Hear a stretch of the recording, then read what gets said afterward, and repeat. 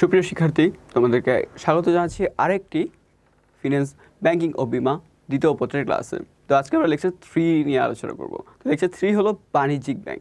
তো বাণিজ্যিক ব্যাংকের আমরা যে বিষয়গুলো আজকে ক্লাসে দেখতে পাবো সেগুলো হলো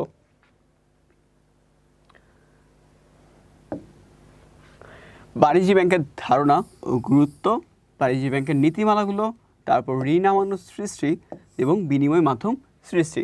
তো চলো শুরু করা যাক বাণিজ্যিক ব্যাংকের ধারণা ও গুরুত্ব দিয়ে। তো বাণিজ্যিক ব্যাংকের ধারণা বলতে আমরা একটু আগে জেনেছি যে আমরা যখন প্রিভিয়াস ক্লাসগুলো করেছিলাম তখন আমরা সেখানে বাণিজ্যিক ব্যাংকটা একটু আলোচনা করেছিলাম যে মুনাফা অর্জনের উদ্দেশ্যে যে ব্যাংকগুলো তৈরি হয়, যে ব্যাংকগুলো প্রতিষ্ঠিত হয়, সেগুলোকে বাণিজ্যিক ব্যাংক বলা হয়। আচ্ছা, তো আমরা এবার একটু ডিটেলস আলোচনা করি। তো প্রথম লাইনটা একটু দেখলে তোমরা বুঝতে পারবে যে বলছে যে এটা একটি মধ্যস্থ আর্থিক ব্যবসা প্রতিষ্ঠান, অর্থ ও অর্থের মূল্য নিয়ে কাজ করে, তারপর মুনাফা অর্জনের উদ্দেশ্যে এর কার্যক্রম পরিচালনা করে, এক পক্ষের নিকট থেকে স্বল্প সুদে অর্থ সংগ্রহ করে এবং অন্য পক্ষ কী করে সেটা উচ্চ হারে বা উচ্চ সুদের হারে সেটা কি ঋণ হিসেবে প্রদান করে থাকে। আচ্ছা, তো আমরা মেইনলি বুঝতে পারলাম যে এটা একটা মধ্যস্থকারী প্রতিষ্ঠান। এটা কি করে থাকে, এটার উদ্দেশ্য হলো মুনাফা অর্জন। এটা মানুষ থেকে ঋণ নেয় এবং পরবর্তীতে সেটা কি করে, সেটা আমানত সংগ্রহ করে এবং পরবর্তী সেটা উচ্চ হারে ঋণ হিসেবে প্রদান করে। তাহলে তোমাদের যদি সংজ্ঞা লিখতে হয় তাহলে তোমার সংজ্ঞা লিখবা বাণিজ্যিক ব্যাংক হলো এমন একটি প্রতিষ্ঠান যাদের উদ্দেশ্য হলো মুনাফা অর্জন করা। এরা কি করে, আমানত সংগ্রহ করে নিম্ন সুদের হারে এবং উচ্চ সুদের হারে সেটা কি করে, ঋণ প্রদান করে থাকে। তারপর আমরা যদি আরেকটু ভালো মতন জানতে চাই তাহলে দেখতে পাবো যে বাণিজ্যিক ব্যাংকের গুরুত্ব ও প্রয়োজনীয়তা। তো বাণিজ্যিক ব্যাংকের গুরুত্ব ও প্রয়োজনীয়তা আমরা একটু আলোচনা করলাম। তো এইখানে অর্থনীতি বিভিন্ন সেক্টরে বাণিজ্যিক ব্যাংক কীভাবে সহায়তা করে তার নিচে আলোচনা করা হলো। তো আমাদের যে বিভিন্ন অর্থনৈতিক সেক্টর আছে, বিভিন্ন অর্থনৈতিক যে সেক্টর, সেগুলোতে বাণিজ্যিক ব্যাংকের আসলে অবদানটা কী, তারা কীভাবে এখানে অবদান রাখছে সেটা আমরা কীভাবে বুঝবো, আমরা একটু দেখে নিই। প্রথমে যেটা সেটা হলো কি, মূলধন গঠনে সহায়তা করে। ঋণ দেওয়ার মাধ্যমে কি মূলধন গঠন করতে সহায়তা করে। তারপর সঞ্চয় অনুপ্রাণিতকরণ, যে সঞ্চয় আমরা জানি কি ব্যাংকের একটা অন্যতম একটা কাজ হলো কি সঞ্চয়ে অনুপ্রাণিত করা। তো সঞ্চয় অনুপ্রাণিত করা এটা কি সকল ব্যাংকেরই কম বেশি কাজ। তারপর কৃষির উন্নয়ন। তো আমরা জানি যে কৃষি ব্যাংক শুধুমাত্র কি কৃষির উন্নয়ন করে থাকে না, শুধুমাত্র কৃষি ব্যাংক না, আমার কি কমার্শিয়াল ব্যাংক বা বাণিজ্যিক ব্যাংকও করে থাকে। তো বাণিজ্যিক ব্যাংক কি সুদ দিয়ে থাকে, সুদের হারে নির্দিষ্ট একটা সুদের হারে কৃষকদের কি করে আপনার ঋণ দিয়ে থাকে। তো ওই ঋণের মাধ্যমে সে কি কৃষি যে উন্নয়ন না সেটা হয়ে থাকে। তারপর আঞ্চলিক উন্নয়ন, যে আঞ্চলিক যে প্রতিষ্ঠানগুলো আছে সেগুলোকে কি করে থাকে ঋণ দেওয়ার মাধ্যমে সে কি, এবং আঞ্চলিক যে প্রতিষ্ঠান সহজে কি তারা দেশের সাথে কি সহজে কানেক্টেড হতে পারে। বা ধরেন রংপুর অথবা বরিশাল, ওইখানে একজন বিজনেসম্যান কি করতেছে, ঢাকার একজন বিজনেসম্যানের সাথে সহজে কি করতেছে তথ্য বিনিময়ের পাশাপাশি, এবং তারা কি করতেছে ব্যবসা করতেছে। তো তারা প্রথমে তথ্য বিনিময় করলো যে আসলে আমি আপনার সাথে ব্যবসা করতে চাই। তো তখন সে জানতে পারলো যে আপনি যে আমার সাথে ব্যবসা করবেন, আপনি আবার টাকার লেনদেনটা কীভাবে করবেন। তো তখন তারা কি বাণিজ্যিক ব্যাংকের মাধ্যমে টাকার লেনদেনটা করে থাকে। তারপর অভ্যন্তরীণ বাণিজ্য সহায়তা করা, এই যে আমি বললাম একটু আগে যে রংপুরের সাথে আমি ঢাকার যে বাণিজ্য করতে যাচ্ছি, এটা কিসের মাধ্যমে করতে যাচ্ছি, এটা আমি কমার্শিয়াল ব্যাংক বা বাণিজ্যিক ব্যাংকের মাধ্যমে করতে যাচ্ছি। তারপর যেটা আছে সেটা হলো আন্তর্জাতিক ব্যবসায় অর্থ সংস্থান। তো আন্তর্জাতিক ব্যবসার ক্ষেত্রে কি অর্থ সংস্থানে আমার কমার্শিয়াল ব্যাংক সাহায্য করে থাকে। তো এটা কিসের আন্ডারে ছিল, এটা আমার আন্ডারে ছিল যে বাণিজ্যিক ব্যাংক কিভাবে সহায়তা করে কোন কোন সেক্টরে। আচ্ছা, তো এখানে একটা নৈবেদিক প্রশ্ন আছে। তো এই নৈবেদিক প্রশ্নটা হলো যে বাণিজ্যিক ব্যাংকের মূল উদ্দেশ্য কী। তো আমি অনেকবার বলেছি এবং আপনারা অলরেডি শুনতে জিনিসটা মুখস্থ করে ফেলছেন যে বাণিজ্যিক ব্যাংকের প্রধান উদ্দেশ্য হলো কি মুনাফা অর্জন করা। বাণিজ্যিক ব্যাংকের প্রধান উদ্দেশ্য মুনাফা অর্জন করা, কিন্তু অন্য সকল ব্যাংকের হলো কি জনকল্যাণ করা। ঠিক আছে, তারপর যেটা আছে সেটা হলো বাণিজ্যিক ব্যাংকের কার্যাবলী। আচ্ছা, তো বাণিজ্যিক ব্যাংক আরও কিছু কার্যাবলী সম্পাদন করে, সেগুলোকে 4টি শ্রেণীতে ভাগ করা হয়েছে। ভাগ করা হয়েছে। 4টি শ্রেণী কী কী আমরা একটু দেখে নিই। সেটা হলো সাধারণ ব্যাংকিং কার্যাবলী, তারপর প্রতিনিধিত্বমূলক কার্যাবলী, তারপর জনহিতকর কল্যাণমূলক কার্যাবলী এবং বিবিধ কার্যাবলী। তো আমরা 1 বাই 1 যে কার্যাবলীগুলো আছে সেগুলোর ডিটেলস একটু জেনে নিব এখনই। দেখে আসি। প্রথমে যেটা আছে সেটা হলো সাধারণ ব্যাংকিং কার্যাবলী। আচ্ছা, তো সাধারণ ব্যাংকিং কার্যাবলীর মধ্যে প্রথমে যে লাইনটা আছে সেটা হলো আমানত গ্রহণ। ঠিক আছে, তো আমানত গ্রহণ বলতে আসলে কী বোঝায় তা আমরা এতক্ষণ বারবার শুনতেছিলাম। যখন আমরা বাণিজ্য ব্যাংকের সংখ্যাটা শুনতেছিলাম তখন আমরা কী বলতেছিলাম যে একজন থেকে বা একটা মক্কেল থেকে কী করতেছি আমি। আচ্ছা, এখানে মক্কেল বলতে বোঝাচ্ছে যে আমার যে আমানতকারী আছে সে, তাদের থেকে কি আমি আমানত গ্রহণ করতেছি, সেটাকে বলা হয় কি আমানত গ্রহণ। তারপর এটা আমি কি উচ্চ হারে আরেকজন মক্কেলকে কী করতেছি, ঋণ প্রদান করতেছি, সেটা কি ঋণ প্রদান। তারপর ঋণ আমানত সৃষ্টি করা, এটা কি আমি ঋণ আমানত হিসাবে কি এটা আবার প্রদান করতেছি, তো এটা কি আমার ঋণ আমানত সৃষ্টির মধ্যে পড়লো। তারপর সঞ্চিত অর্থ উত্তোলনের সুবিধা, তো আমার কাছে একজন অর্থ সঞ্চিত রাখছে, সেটা কি সে যেন উত্তোলন করতে পারে এটা সুবিধা প্রদান করা। ঠিক আছে, তারপর বিনিময়ের মাধ্যম সৃষ্টি। ঠিক আছে, বিনিময়ের যে মাধ্যম এটা সৃষ্টি করা কার কাজ, কমার্শিয়াল ব্যাংকের একটি সাধারণ কাজ।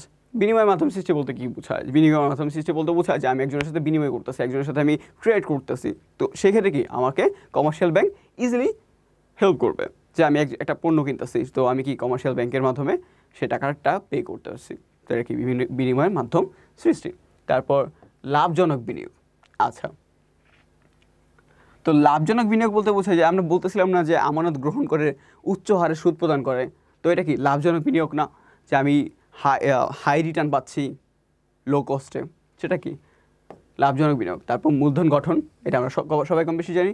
তারপর বিনিময় বিল বাট্টাকরণ। আচ্ছা, তো বিনিময় বিল বাট্টাকরণ এটা আমাদের কাছে একদমই নতুন টপিক, তো আমরা এগুলো কম বেশি আগে শুনেছি, বাট বিনিময় বিল বাট্টাকরণ এটা কিন্তু শুনিনি। তো বিনিময় বিল বাট্টাকরণ বলতে বোঝায় যে অনেক সময় বিনিময় বিলটা কি আসলে, বিনিময় বিল হলো যে ট্রেডের ক্ষেত্রে একটা বিল থাকে, একটা বিল দেওয়া হয়, একটা লিখিত বিল থাকে, তো এটার মাধ্যমে কি এটার মাধ্যমে টাকা ভাঙানো যায় বা টাকা বের করা যায় বা পেমেন্টটা নেওয়া যায়, তো এই পেমেন্টটা এটা ধরেন একটা বিনিময় বিল। ঠিক আছে, তো এটা আমি বাণিজ্যিক ব্যাংকে দিলাম, এটা আমি অলরেডি একজনের থেকে পেয়েছি, তো বাণিজ্যিক ব্যাংক কী করবে, এটার মূলধন থেকে এটার মূল্য জেনে সেটা কি ভাঙাবে বা বাট্টাকরণ করবে। বাট্টাকরণ বলবো কি বলতে বোঝায় যে ভাঙাবে, এটা ভাঙিয়ে সে আমাকে যত টাকা হয়, যত টাকা আমি পাবো তত টাকা সে আমাকে কি প্রদান করবে। তারপর ঋণ নিয়ন্ত্রণে সাহায্য করে, তো কেন্দ্রীয় ব্যাংকের ঋণ নিয়ন্ত্রণে সাহায্য করে কি কমার্শিয়াল ব্যাংক। যে আমরা একটু আগে আমরা আমাদের গত লেকচারে শুনেছিলাম কি ঋণ নিয়ন্ত্রণের ব্যাপারে। ঠিক আছে, তো ঋণ নিয়ন্ত্রণে সাহায্য করে কি কমার্শিয়াল ব্যাংক। তারপর বৈদেশিক বাণিজ্যে সহায়তা। আচ্ছা, বৈদেশিক বাণিজ্যে ওসি হিসাবে কাজ করে, ওসি বা লেটার অফ ক্রেডিটে সাহায্য করে থাকে কি বাণিজ্যিক ব্যাংক। এটা আমরা বিস্তারিত নেক্সট জানতে পারবো। তারপর বাণিজ্য ব্যাংকের প্রতিনিধিত্বমূলক কার্যাবলী। আচ্ছা, প্রতিনিধিত্ব বলতে আমরা কি বুঝি, প্রতিনিধিত্ব বলতে সাধারণত যেটা বোঝায় যে একজনের হয়ে আরেকজন যখন কাজ করে সেটাকে আমরা প্রতিনিধিত্বমূলক কাজ বলি। তো প্রথমে যেটা আমরা দেখতে পাচ্ছি যে বিবিধ অর্থ আদায় ও পরিশোধ, তো বাণিজ্যিক ব্যাংক কী করে মক্কেলের পক্ষে চেক টেক আরও অনেক ধরনের কি যে সকল বিনিময় বিল আছে সেগুলো কি আদায় করে থাকে, তাহলে সেটা কি হয়, সেটা হলো বিবিধ অর্থ আদায় ও পরিশোধ, অথবা এটা যে গ্রহণ করতেছে আবার অনেক ক্ষেত্রে কি পরিশোধ করতে হয়, তাহলে সেটা কি পরিশোধের আন্ডারে পড়বে। তারপর যেটা আছে সেটা হলো শেয়ার সিকিউরিটি ক্রয় ও বিক্রয়। আচ্ছা, তো শেয়ার সিকিউরিটি বলতে কী বোঝায়, আমরা সবাই কম বেশি কমার্স স্টুডেন্ট সবাই জানি যে শেয়ার অ্যাকচুয়ালি কি কোম্পানির মূলধনের ক্ষুদ্র ক্ষুদ্র অংশকে আমরা শেয়ার বলি। তো শেয়ারটা কি যখন বাজারে ছাড়বো, বাজারে কি আমি অটো ছাড়তে পারবো না, আমি নিজে থেকে ছাড়তে পারতেছি না, আমি বাণিজ্যিক ব্যাংকের সহায়তা নিচ্ছি, তো বাণিজ্যিক ব্যাংক আমার হয়ে সেই কি শেয়ারটা বাজারে ছাড়তে সহায়তা করে। এই যে এখানে লেখা আছে যে তার মক্কেলের পক্ষে তার প্রতিষ্ঠানের শেয়ার স্টক ডিবেঞ্চার ইত্যাদি ক্রয় বিক্রয়ে সাহায্য করে থাকে। ছাড়া বলতে বোঝায় ইস্যু করা, এবং যখন আমি কিনে নিব তখন কি সেটাকে ক্রয় বলে। তারপর যেটা আছে সেটা হলো ওসি হিসাবে দায়িত্ব পালন করে। আচ্ছা, ওসি কি, ওই যে প্রতিনিধি ওইটাই। যেমন এখানে বলা আছে যে বাণিজ্যিক ব্যাংক মক্কেলের ক্ষমতাপ্রাপ্ত প্রতিনিধি হিসাবে তার সম্পত্তির জিম্মাদারের দায়িত্ব পালন করে থাকে। ঠিক আছে, সম্পত্তি আছে সেটা জিম্মাদার হিসাবে আমি বাণিজ্যিক ব্যাংকে রাখলাম, সে আমার থেকে পাওয়ারটা নিয়ে সে সেটার জিম্মাদার হিসেবে থাকলো। তো এটা কি বাণিজ্য ব্যাংক আমার ওসি হিসেবে কাজ করলো। তারপর বিলের স্বীকৃতি অর্থ প্রেরণ। আচ্ছা বিলের স্বীকৃতি, আচ্ছা তখন আমরা দেখেছিলাম যে একটা বিল এঁকেছিলাম এরকম একটা বক্স, যে আমি বলেছিলাম এটা হলো একটা বিনিময় বিল। এটাকে আমি শুধুমাত্র বললাম যে আচ্ছা আমি একটা কাগজ বের করলাম, কাগজ বের করে আমি বললাম যে এটা বিনিময় বিল। বিনিময় বিলে লিখলাম যে 10,000 টাকা তাকে প্রদান করেন, রাইট? তো সে কি শুধু সেই ব্যাংকের কাছে গেল এই কাগজটা নিয়ে, সে কি সাথে সাথে টাকা দিয়ে দিবে? Of course not. সে দেখবে যে বাণিজ্যিক ব্যাংকের বা কোনো নির্দিষ্ট একটা ব্যাংকের কি আছে, অনুমতি দেওয়া আছে নাকি, অথবা স্বীকৃতি দেওয়া আছে নাকি। তো ওই স্বীকৃতির মাধ্যমে কিন্তু সে আমাকে কি সেই বিলটা বাট্টাকরণ করবে বা ভাঙে সে আমাকে টাকাটা দিবে অথবা কি টাকাটা প্রদান করবে। ওকে, আসলে তোমরা বুঝতে পেরেছো। তো ব্যাপারগুলো খুবই ইজি, জাস্ট কি কনসেপ্টটা ক্লিয়ার রাখো, দ্যাটস এনাফ। তো ব্যাংকিং, বিমা, ইন্স্যুরেন্স এই সবগুলো কি একটা আরেকটার সাথে যুক্ত।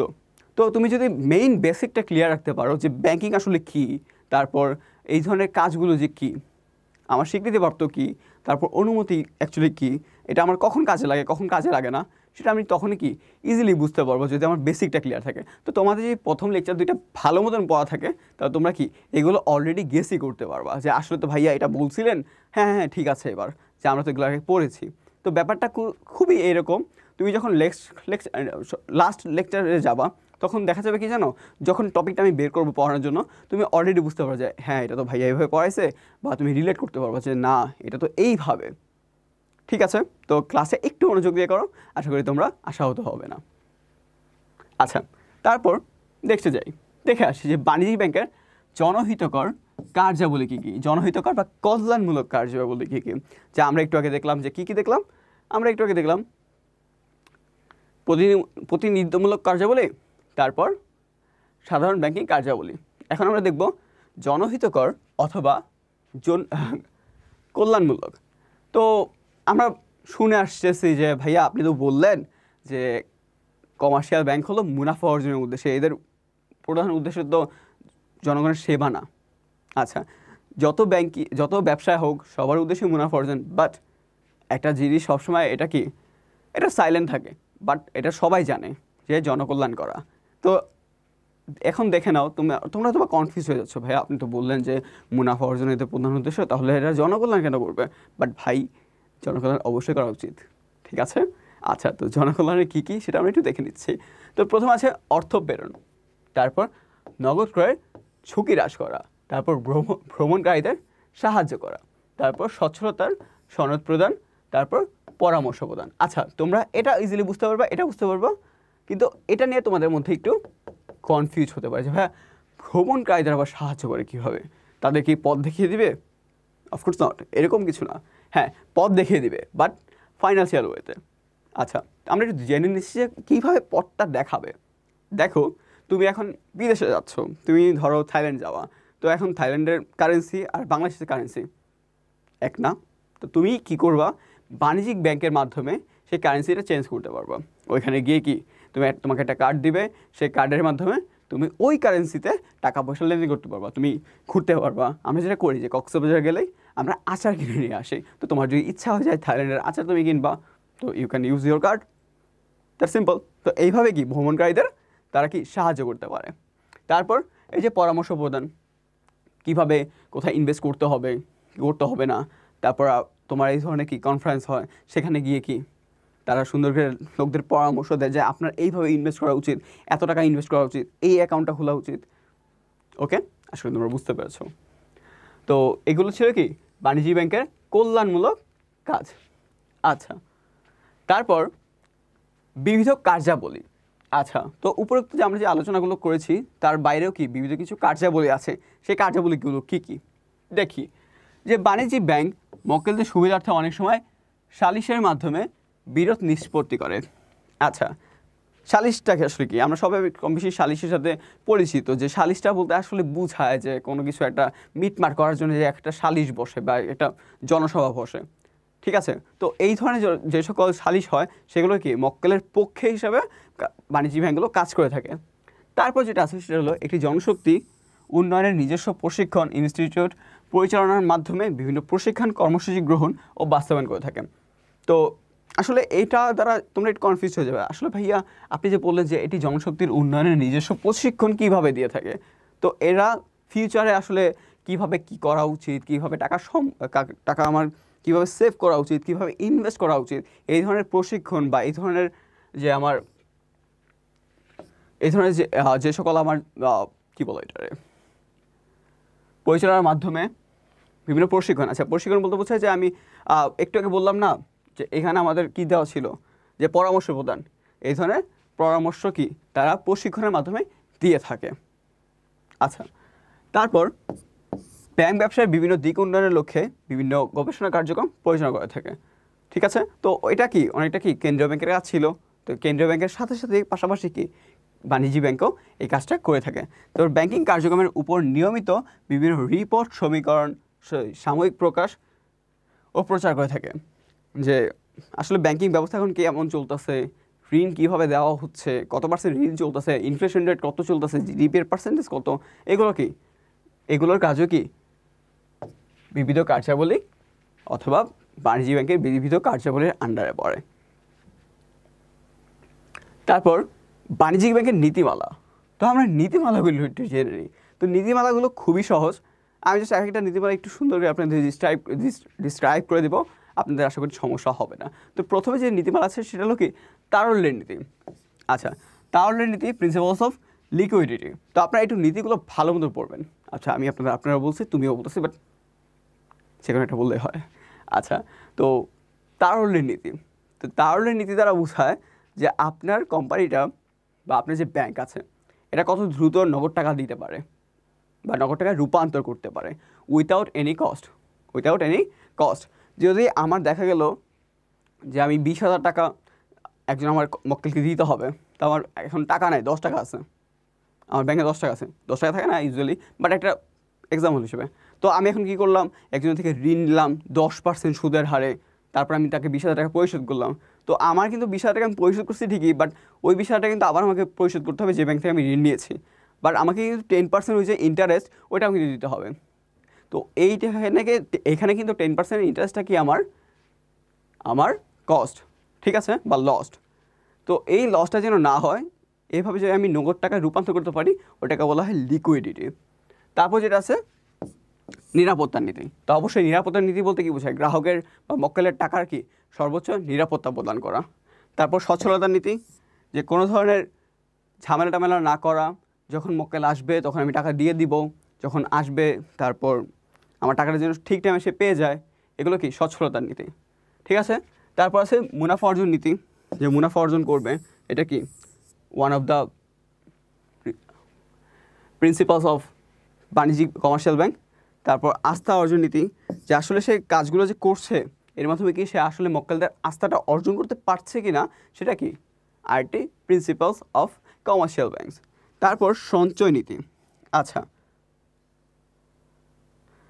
তো সঞ্চয় নীতি বলতে বোঝায় যে আসলে টাকা পয়সার যে সঞ্চয় বা সেভিংস, সেগুলো কি বাণিজ্য ব্যাংকের একটি কতিপয় নীতিমালা, এগুলো কি। আচ্ছা, এই যে 6টা নীতিমালা আছে, তারল্যের নীতি, নিরাপত্তার নীতি, সচ্ছলতার নীতি, মুনাফা অর্জন নীতি, আস্থা অর্জনের নীতি, সঞ্চয় নীতি, এই নীতিগুলো কি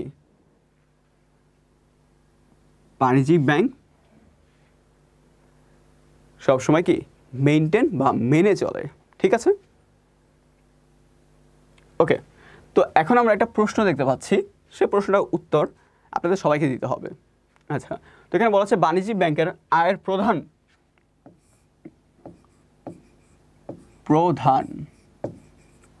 উৎস কি।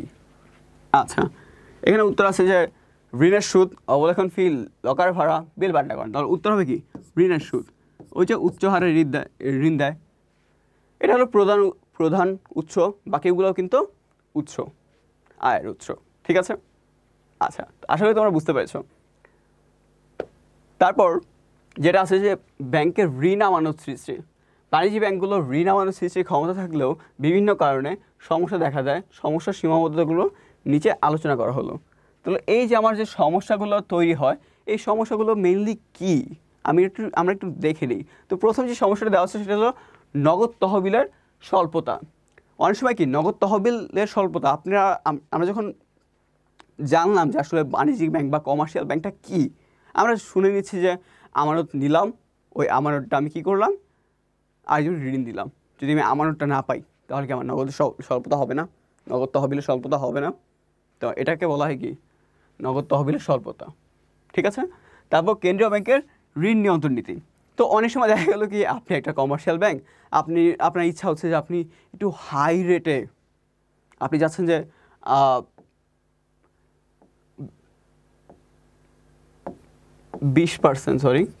20% রেটে ঋণ দিবেন, কিন্তু সরকার বলল না, কেন্দ্রীয় ব্যাংক বলল না, আপনি 20% ঋণ নিতে পারেন না, 20% সুদ নিতে পারেন না বা ইন্টারেস্ট নিতে পারেন না, আপনাকে নিতে হবে কি 12%। তাহলে এখানে কি আপনি 8% ইন্টারেস্টটা কি পাচ্ছেন না।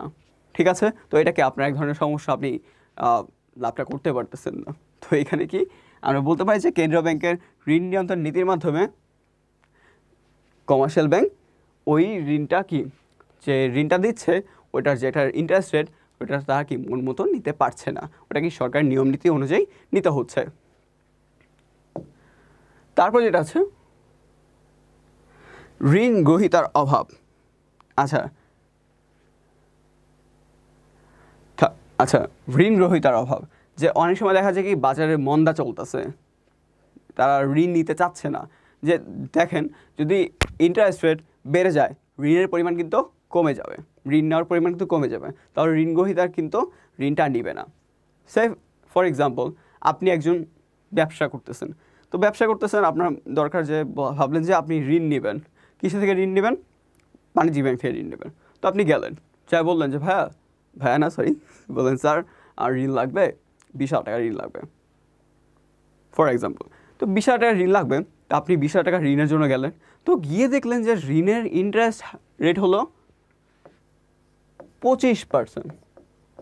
মানে আপনাকে 20,000 টাকার জন্য 25% ইন্টারেস্ট রেট দিতে হবে, তার মানে হলো কত, 5,000 টাকা দিতে হবে।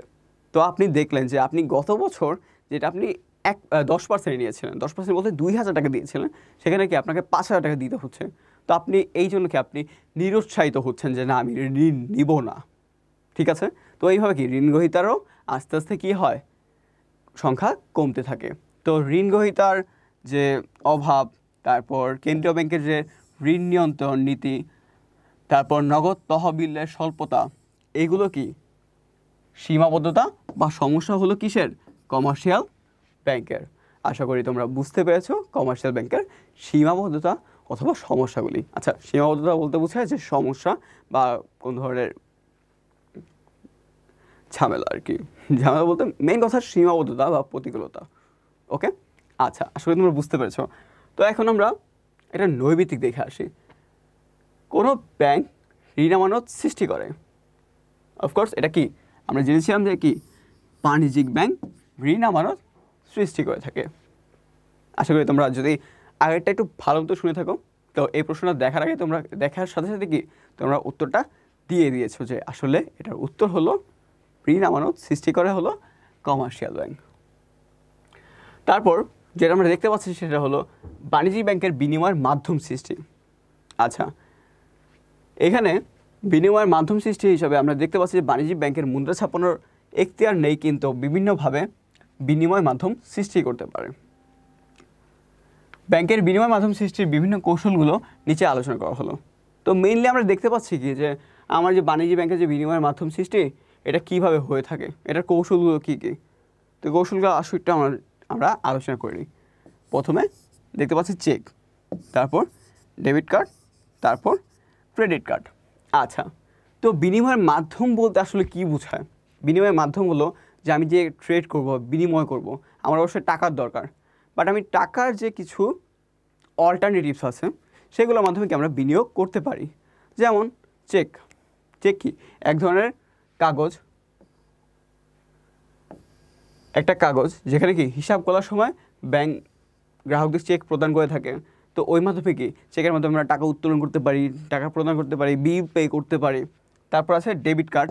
যাদের কাছে ডেবিট কার্ড আছে তারা অবশ্যই জানো যে তুমি যখন কোনো কিছু কেনাকাটা করতে যাবা তাহলে কি তোমাকে ডেবিট কার্ডের মাধ্যমে কেনাকাটা করতে পারবা, বা ব্যাংকে তুমি এটিএম বুথ থেকে টাকা তুলতে পারবা ডেবিট কার্ডের মাধ্যমে। আর ক্রেডিট কার্ড, আচ্ছা, তো ক্রেডিট কার্ড বলতে বোঝায় যে ঋণের সুবিধা আছে এটাতে। ঋণের সুবিধা বলতে কী বোঝায়? তো তোমরা যদি আগে ডেবিট কার্ডটা ভালো মতো বুঝো তাহলে ক্রেডিট কার্ডটা তোমাদের জন্য আরও ইজি হবে। আচ্ছা, তো ডেবিট কার্ড এবং ক্রেডিট কার্ডের মধ্যে পার্থক্যটা আমি একটু বলি তোমাদের, ইন শর্ট বলি। দেখো, তোমার অ্যাকাউন্টে আছে 10,000 টাকা, তোমার কাছে ডেবিট কার্ড আছে। তো ডেবিট কার্ড দ্বারা বোঝায় যে তুমি এই 10,000 টাকার বেশি খরচ করতে পারবা না। ক্লিয়ার? তারপর আছে ক্রেডিট কার্ড। তো তোমার অ্যাকাউন্টে ছিল কত? 10,000 টাকা। তো তোমার 10,000 টাকা শেষ, তারপর তুমি একটা লিমিটে টাকা খরচ করতে পারবা। তার মানে বোঝায় যে ক্রেডিট কার্ডে হলো ঋণ সুবিধা আছে, যে আমার প্রয়োজনের বা আমার অ্যাকাউন্টের বেশি টাকাও কি একটা লিমিটে আমি খরচ করতে পারবো কিসের মাধ্যমে? ক্রেডিট কার্ডের মাধ্যমে। তো ডেবিট কার্ড এবং ক্রেডিট কার্ডের মাধ্যমে ক্রেডিট কার্ডের প্রধান আবার যে ডিফারেন্সটা হলো যে ডেবিট কার্ড আমার যত টাকা তত টাকা আমি ইউজ করতে পারবো, বাট ক্রেডিট কার্ডে কী হলো যে আমার যত টাকা আসছে তত টাকা তো আমি ইউজ করতে পারবো এবং এক্সট্রা একটা লিমিটে আমি ইউজ করতে পারবো। ওই লিমিটটা আস্তে আস্তে বাড়তে থাকে, তোমার ব্যাংকের টাকার উপর ডিপেন্ড করে। তোমার যদি 10,000 টাকা থাকে তো তোমার অ্যামাউন্ট কম থাকবে, টাকা যত বাড়বে তোমার লিমিটটাও কি ক্রেডিট লিমিটটাও তত বৃদ্ধি পাবে। তো এই জন্য বলা হয় ঋণ গ্রহণের সুবিধা আছে ক্রেডিট কার্ডে। তারপরে যেটা আছে সেটা হলো কিছু প্রশ্ন। আচ্ছা, 2টা প্রশ্ন আছে, একটু দেখে নাও তোমরা সবাই। বলছো যে অনলাইন ব্যাংকিং নিচের কোনটি প্রয়োজন কমিয়েছে? অনলাইন ব্যাংকিং নিচের কোনটির প্রয়োজন কমিয়েছে? আচ্ছা, অনলাইন ব্যাংকিং দ্বারা বোঝায় যে আমি অনলাইনে টাকা পে করতেছি, তা আমার কি নতুন করে চেক করতে হচ্ছে? না, আমার চেক ইউজ করতে হচ্ছে না। চেক ইউজ আমরা কেন করি? যে আমি চেকটা প্রদান করলাম, যে সে কী করলো, সেটা ভাঙ্গায় টাকা নিল, বাট আমি অনলাইনে কি পে করে দিচ্ছি, তাও আমার চেক দরকার আছে না। তো অনলাইন ব্যাংকিং নিচে কোনটির প্রয়োজন কমে যাচ্ছে? সেটা হলো কি চেক। তারপর প্রত্যয়পত্র ইস্যু করে কে? আমরা একটু আগে দেখেছিলাম যে ওসি হিসেবে কাজ করে, দেন আরও ঝামেলা নিষ্পত্তি করে এবং বৈদেশিক বাণিজ্যে সাহায্য করে। তো বৈদেশিক বাণিজ্যে সাহায্য ক্ষেত্রে কি প্রত্যয়পত্র বা লেটার অফ ক্রেডিট ইস্যু করে থাকে কি বাণিজ্যিক ব্যাংক। যে আমি একটা দেশে যে আমার যে বিনিময় বিল, আমি যে একটা দেশের সাথে ট্রানজ্যাকশন রাখবো, সেক্ষেত্রে কি আমাকে সাহায্য করবে কি বাণিজ্যিক ব্যাংক সাহায্য করবে। তারপর আছে বিনিময়ের আসল মাধ্যম কোনটি? বিনিময়ের আসল মাধ্যম কোনটি? চেক দেওয়া আছে, ক্রেডিট কার্ড দেওয়া আছে, ড্রাফট আছে। এই তিনটাই কিন্তু বিনিময়ের মাধ্যম, বাট মেইন মাধ্যম হলো মুদ্রা। মেইন মাধ্যমটা কি মুদ্রা। আচ্ছা, তো তোমাদের মাথায় প্রশ্ন আসতে পারে, ভাইয়া চেক দিয়েও তো আমার একটা মাধ্যম, এটা আমি মাধ্যম হিসেবে ধরে নিতে পারি, চেকও কিন্তু একটা মাধ্যম। বাট আমরা কিন্তু চেককে মাধ্যম হিসাবে ধরি, বাট এখানে প্রশ্নে বলা আছে যে আসল মাধ্যম কোনটা। আমরা কিন্তু টাকাকে কনভার্ট করে চেক তৈরি করি, টাকা থেকে কিন্তু ক্রেডিট কার্ড তৈরি করি, ফাইন। কিন্তু আসল মাধ্যম কোনটা? মুদ্রা বা কারেন্সি। টাকা বললে হবে না, কারণ টাকা শুধু বাংলাদেশে চলে। যদি কারেন্সি বলো তাহলে মুদ্রা হলো সব দেশেই টাকাকে মুদ্রা বলা হয়। আচ্ছা, আশা করি তোমরা বুঝতে পেরেছো এবং এখান থেকে যদি কোনো প্রশ্ন আসে তোমরা নির্দ্বিধায় সেটা উত্তর করতে পারবে। আচ্ছা, আমাদের পরের টপিক চলে যাই। আমাদের পরের টপিক হলো সৃজনশীল প্রশ্ন, ঠিক আছে? তো এখানে আমি একটা সৃজনশীল প্রশ্ন রেখেছি, সেটা হলো ক্যাপিটাল ব্যাংক বাংলাদেশ ব্যাংক কর্তৃক অনুমোদিত তালিকাভুক্ত একটি ব্যাংক ক্যাপিটাল ব্যাংকের ব্যাংকিং কার্যক্রম চালু করার পূর্বে তাদের তহবিল সংগ্রহের জন্য শেয়ার এবং সেভিংস বন্ড ইস্যু ও মক্কেলদের কাছ থেকে সংগৃহীত আমানতকে বিবেচনা করেছিল। ক্যাপিটাল ব্যাংক ঋণের সুদ ও দলিল ইস্যুর মাধ্যমে মুনাফা অর্জন করার লক্ষ্য ঠিক করলো। আচ্ছা, তাহলে সকল উৎস বর্ণনা করো। তাহলে সকল উৎস বর্ণনা করার আগে তোমার জানতে হবে যে আসলে এটা কোন ব্যাংক। এটা হলো কমার্শিয়াল ব্যাংক। তো কমার্শিয়াল ব্যাংকের যে উৎসগুলো আমরা দেখেছিলাম, কীভাবে তারা মুনাফা অর্জন করতে পারে, সেই উৎসগুলো লিখলেই তুমি এখানে প্রশ্নগুলো উত্তর দিতে পারবে। তো ধন্যবাদ সকলকে এত মনোযোগ দিয়ে ক্লাসটি করার জন্য, তোমাদের ধৈর্য নিয়ে ক্লাসটি করার জন্য তোমাদেরকে অনেক অনেক ধন্যবাদ। দেখা হবে ইনশাল্লাহ নেক্সট লেকচার শিটে।